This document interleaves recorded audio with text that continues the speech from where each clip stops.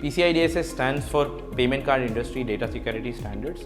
It is a set of requirements that have been built over a period of time, specifically focused on organizations to whom PCI DSS applies.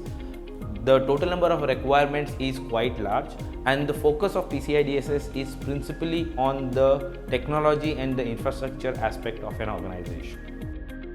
When you begin the process of PCI DSS certification in your organization, it will involve a lot of project management, several steps, several action items, several tasks that multiple stakeholders and contributors and responsible people in your organization that they have to take up.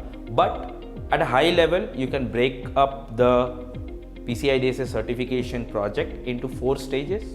Initially, you will plan as to what exactly you need to implement. As part of your planning, you will also include evaluation. Where do you currently stand as far as PCI DSS certification is concerned? So you will end up taking the requirement list, which is freely available, provided by the PCI Council on its website.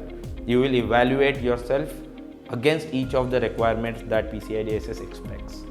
Based on this, then you come up with an implementation plan.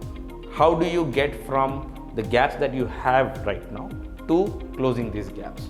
Once you have completed your implementation, you will go ahead and re-evaluate yourself that are you really ready for an external audit. Once you reach that stage, then you can go ahead and call the external auditor who are certified by PCI DSS Council to conduct an external audit on your organization. And once you have sufficiently satisfied them by providing them necessary evidence as requested by them during the audit, you will be granted the PCI DSS certificate. It comes in the form of an AOC, an attestation of compliance. Please remember that after these 4 steps, it is not over.